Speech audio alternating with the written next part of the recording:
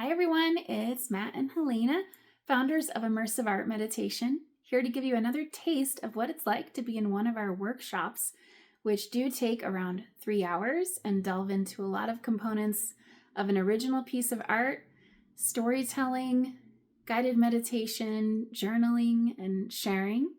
But we're going to give you just a hint of what that might be like in this session. And we're focusing on the story of Siegfried in Matt's piece entitled Crucified Entity of Id. So Matt, let's take a look at this piece and see what it has to offer us today. Wow. Look at that. All right, so can you please share about the story of Siegfried from the Germanic tradition? Absolutely. So Siegfried represents your ultimate, he really started the idea of the dragonslayer, really someone who would, I think that's really where the myth of dragon slaying got its start or popularized. And in a nutshell, he was kind of bred to go and fight this dragon, Fafnir.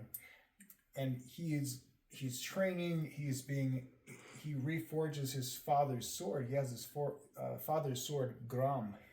So that's what we see here, my version of Gram and my version of Siegfried.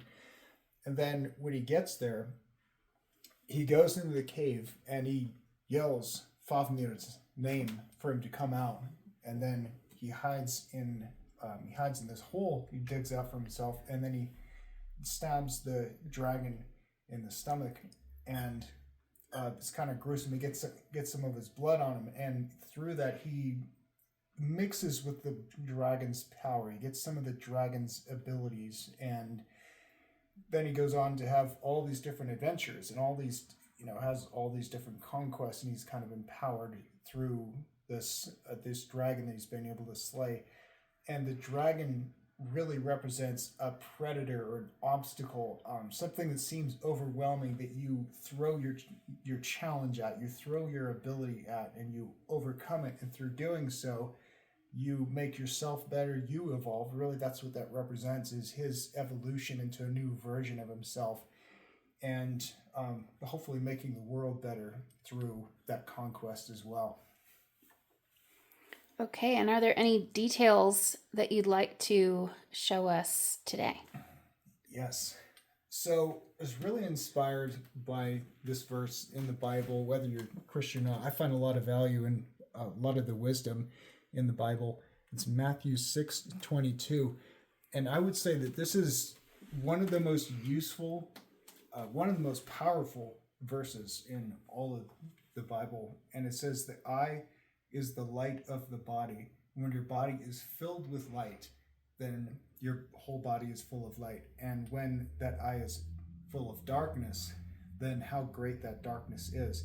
So it's a revelation, but it's also a warning too about what you fill your spirit with, what you expose your eye to, because that's what's going to go into you. That's what's going to go into your spirit.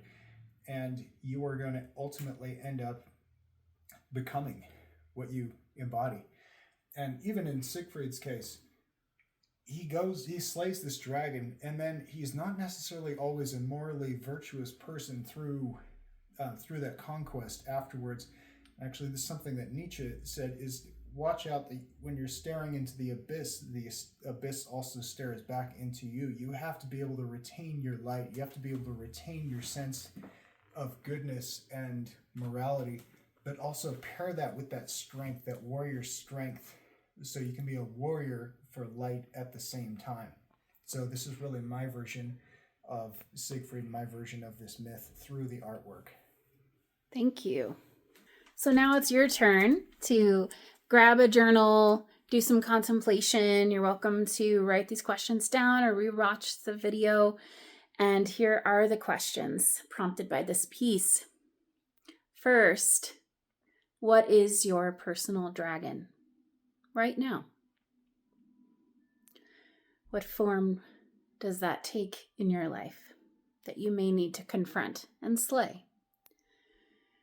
And second question, bringing your warrior spirit in a way that allows you to still stay virtuous and be filled of light.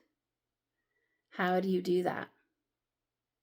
How do you want to approach both confronting what you need to confront and also coming out the other side better for it and the world being better for it? And then third is about the eye and what you're filling your eyes with. So do a little rundown of what media, what content you're spending a lot of time on, and just think through how you feel afterwards. And without judgment, just looking at, is this bringing light into my experience? Or in some ways, is it bringing darkness?